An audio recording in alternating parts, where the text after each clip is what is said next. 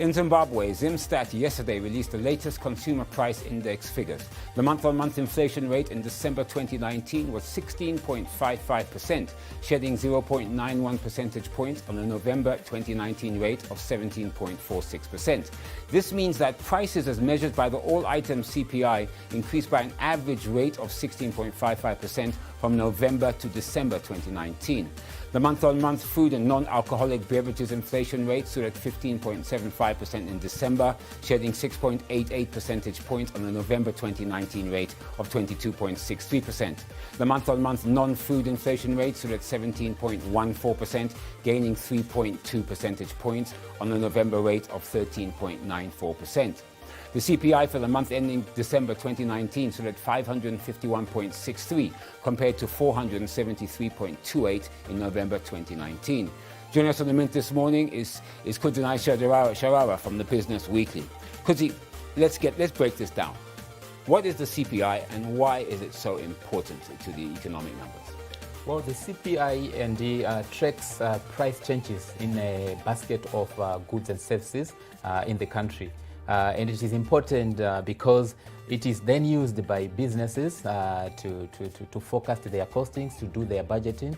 It is also used by individuals to track their spending. So that's the CPI. So, I mean, look, very basically, looking at these numbers, there's a lot of numbers I'm throwing out there. But in essence, what the numbers are saying is that between November and December, the cost of a basket of goods, about 485 products in this basket that makes up the CPI, went up 16.55%.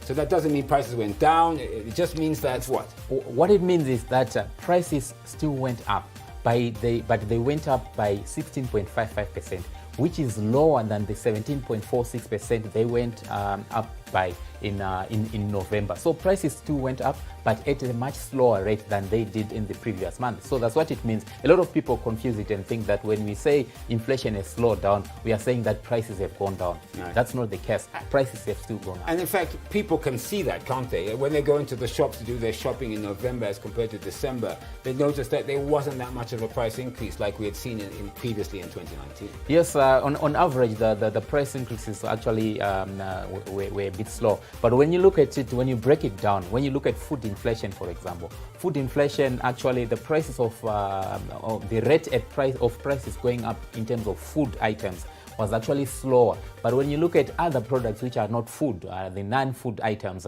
their prices actually went up at a much faster rate than the previous month of November. But the average was the 16.55%. So what is the link between CPI and inflation? Because, of course, the last time we had official inflation rates was way back in June, and that came in at about 175%. What's the linkage? So when you talk of the inflation figures now, you're talking of the rate of price changes, which is different from the CPI, which tracks a basket of goods and services. But when you look at the inflation now, you're looking at the average rate at which prices went up by during a given period, which is usually a month. And then you also talk of the annual inflation figures, which at the moment are not being published here in Zimbabwe because the Minister of Finance said that they are not a true reflection of what is happening on the ground. So at the moment, we have been having these month-on-month inflation figures, but starting February, the return of the annual figures will now start to be published. I mean, that hasn't stopped analysts in the marketplace trying to predict what the year-on-year inflation is for 2019. Yes, I mean, some of the numbers are quite incredible. Yes, actually it's easy to do it because as much as Zimstat is not publishing the annual figures, but they provide the statistics, their current and historical statistics makes it easier for you to actually calculate what the annual inflation figures are at the moment. Like if you consider the ones that they published yesterday, the annual inflation figures would have been 521%. But obviously the minister said they are not a true reflection of what is on the ground. The reason being that we are now comparing.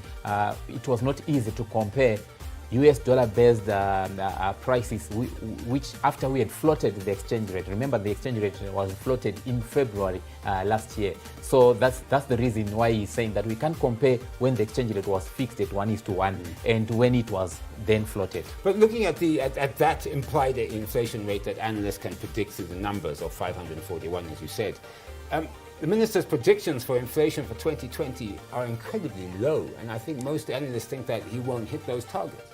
Yeah, I think even if you look at the latest one, and the minister, I think in November, I think one of our publications, the Herald, did a report where the minister was saying the month-on-month inflation will close the year 2019 at 10%.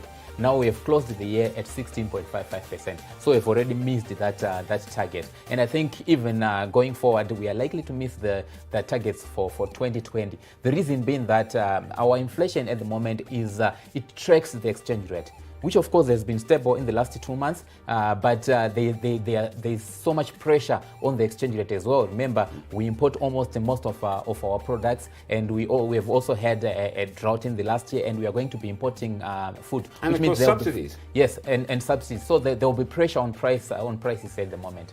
All right, well, that was Kutunai Sharara from Zim Paper's own Business Weekly.